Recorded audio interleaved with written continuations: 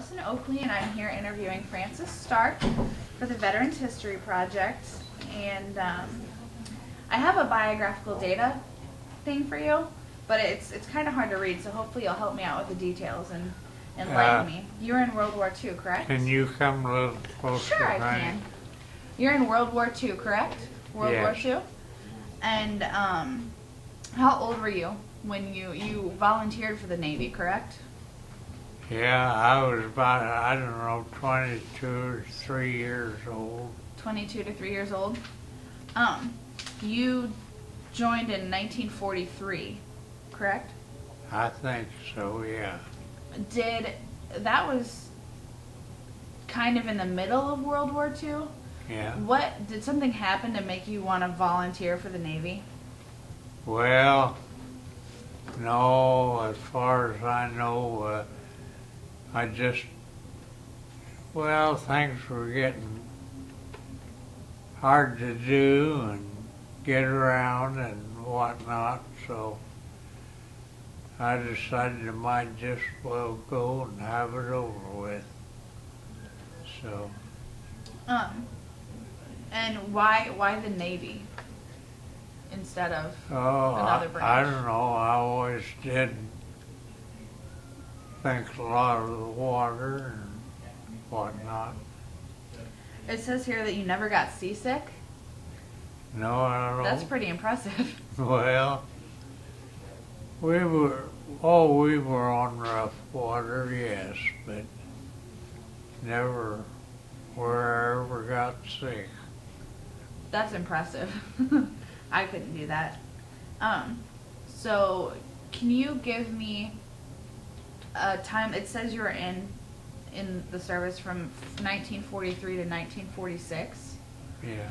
Can you give me like a timeline of your experience? Because you were in D-Day was in June of 1944, so you were in the military, quite a bit after that to 46.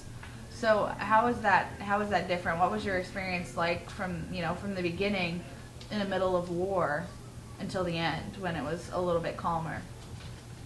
Well, I guess it was putting in time and I didn't have anything else to do, so. Were you married when you were in the service? No. I wasn't married until 1950. Until 1950? My wife and I will be married 58 years in September. Oh, congratulations. When you volunteered for the Navy, were your parents still living? How did they feel? Did your family? Well,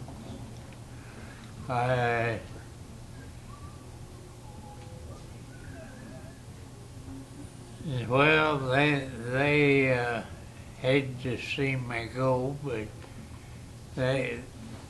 I kept them pretty well informed of how I felt and whatnot. Good. It says here that your job was that you, at the Great Lakes School, you trained guys to sweep mines. Well, it didn't do that until after I left Great Lakes. I took my basic training like everybody has to go through up to Great Lakes, and then they sent me from Great Lakes down to Minecraft Training Center in Norfolk, Virginia. Oh, okay. Okay. Can you tell me about that a little bit, about what it was like training guys to sweep for mines? Because you just did dummy mines, right? For practice. I was in the engine room, and as far as getting the mines and that, I have very little idea of what took place because, well, I was usually in the engine room and I didn't pay too much attention to what was going on up above. Okay. What did you do in the engine room? Like, what were your jobs? I was a diesel engineer. What does that entail? What does that entail? What do you like? What was your job? Well, we had 2 diesel engines, that is main propulsion engines, in each engine room. And our job was to keep them running and repair them and whatever come along. What kind of ship was it? A mine sweeper. A minesweep ship? Okay. About how many guys were on the ship with you? There was around 120. 120? Do you still stay in contact with any of them? No, Or did you after the war? After the war, well, there was only one that I kept in contact with, and he passed away, oh criminy, years ago, and I just lost track of everybody. So as far as different places where you were, like, during the war, you pretty much stayed on the ship, right? Oh, Correct? yes. But then where did you guys travel? Well, we've run out of the Minecraft Training Center in Norfolk, Virginia. We ran out of there into the Atlantic. And finally, they called me in, sent me down to Chickasaw, Alabama to pick up a brand new ship. And we run in the Pacific out there. And I don't know just what time or what year it was or anything, but it must have been late in 45. They sent us down through the Panama Canal up to L.A. And from L.A. we went to Hawaii, Eniwetok, and Japan.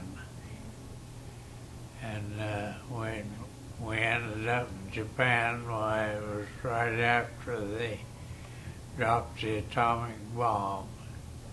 And I got to view that. I bet that was Oh, yeah. sickeningly breathtaking. Total destruction. And the old saying in the Bible, there wasn't one stone left on top of the other. Yeah, oh, I bet that was... Oh, it was something else. I have a lot of pictures of it, and I haven't seen them for years. We have a man in Beardstown that he was quite a historian, and he and his wife come out to our place one night, and I showed him them pictures and stuff that I brought back from Japan.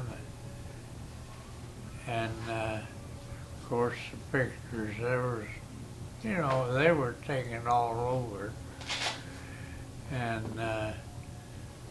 that guy made the remark, he was the funeral director,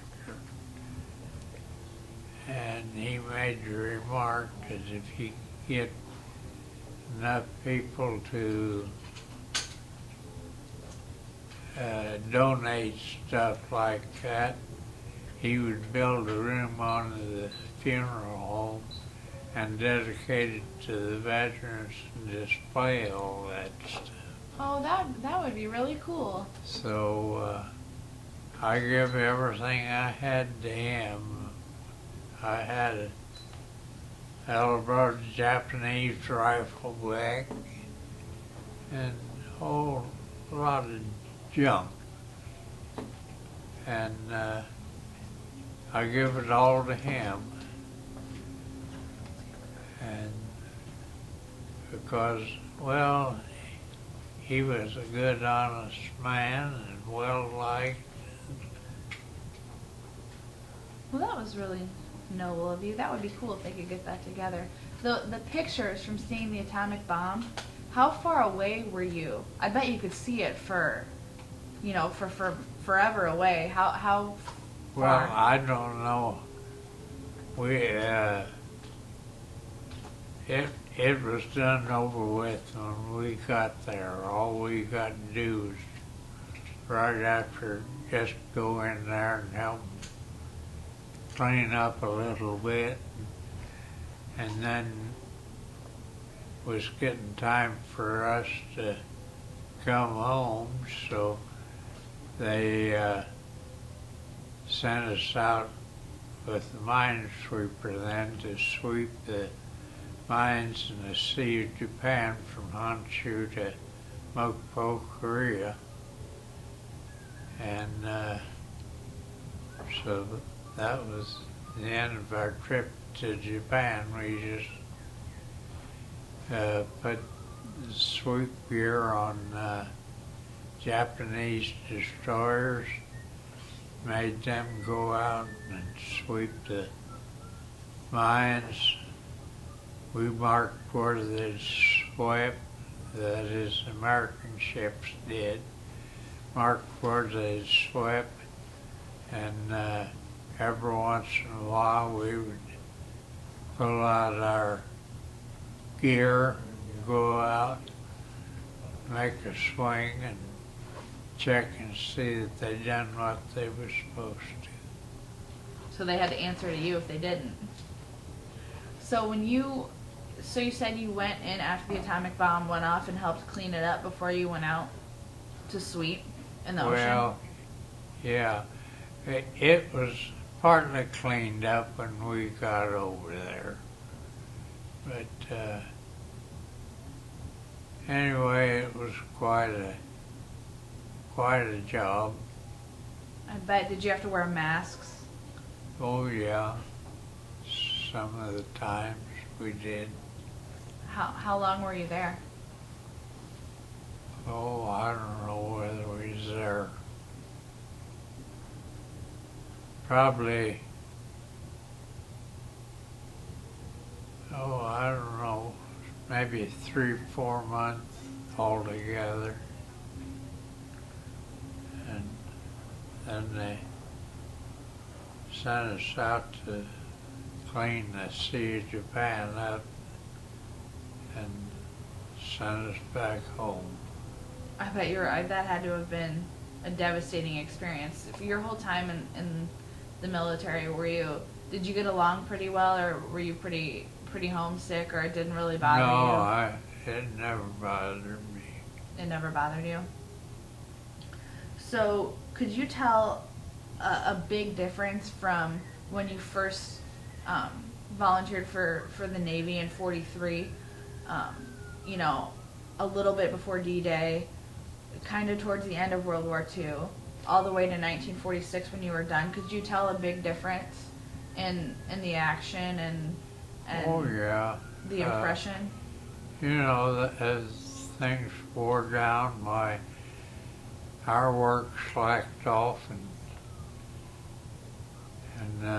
we've done little different jobs and whatnot. But I enjoyed the deal, really. The gentleman that I sat in on his interview before you got here said that he's never regretted it for a day. Do you feel the same way? Well, I never regretted it. I was glad to be of service and do something for my country, and I maybe didn't get paid what I should, but job got done. Do you is that why you volunteered for the Navy opposed to did you feel like it was your patriotic duty? Well, I I can't say it was or wasn't. It was one of them deals that, well, really, the draft board called me in and I told them, well, send me out in the next draft, and that was it. Okay. Do you have what's your most memorable moment or span of time? Because obviously being in the Navy on a ship, you would have moved, you said, from place to place. You were in LA and then Hawaii and then to Japan. Do you have a most memorable time period or place that you went? Well, really, the time I spent in Japan stuck with me about as far as any of it.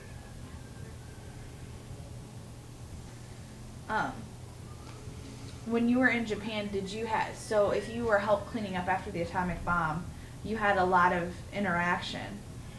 Well, we weren't, directly connected with the work, but we were standby and help relieve the push at the pickup. So did you have much interaction with the local people there? Oh yes, we visited with them and whatnot. How was that? Well, it was an experience. An experience. That's a good or a bad thing? Well, I don't know, that time I looked at it as a bad thing, but really I remember a lot about it as far as that goes. Do you feel like, I know when you're in the military there's a lot of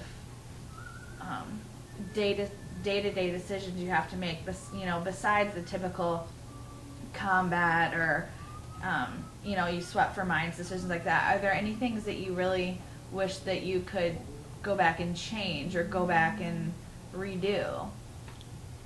Well, as far as sweeping the mines, I had nothing to do with that. That was the seamen up there on the deck, their job, and we didn't congregate back and forth. Did you guys get along? Oh yeah, we got along, but Good. I hope if you're on the same ship, you better get along. you better. That's a long time at sea to not get along with someone. Is there anything that sticks out in your mind? As you've obviously seen a lot, with the atomic bomb and being on the sea for a while. Is there anything that sticks out in your mind that you learned the most from? Well, I learned, to operate those diesel engines and stuff, that was the main thing. Because, well, we were there for the job to keep it moving, and if something come up, it was up to us to fix it. Did you know anything about that before you were No. in the service? You learned it all there? Yeah. Did you ever have the opportunity after you were you were out of the service to use any of those skills? No, I didn't really. I bet you know how to fix stuff though. Huh? I bet you're pretty good at fixing stuff though. If you had to Oh, fix yeah. an engine, anything past that would be pretty simple, I think. Yeah, I finished up and I started working on a farm, and I don't know, it just didn't agree with me, and so I went to driving an 18-wheeler, and I drove 18-wheeler for 35 years. So it was a pretty easy transition for you from being in the service to just going back to your everyday life. Yeah, It was easy. yeah. All right. Well, thank you very, very much, Francis. I appreciate getting to talk to you. I've learned a lot. I didn't know about minesweeping or anything like that. Working on the engines. I appreciate it. Well, it was a job that somebody had to do, and we just fell in, and that was it. Well, I appreciate it. I'm glad you stepped up to the plate for our country, because I know I couldn't have done that. So, Well, all right. Very nice. Thank you very, very much. It was nice to meet you. Thank you Thank very you. much. Sir, I want to shake your hand. Thank you. Excellent story. Good story. well, We got it all in right here. So, okay. and we're Well. gonna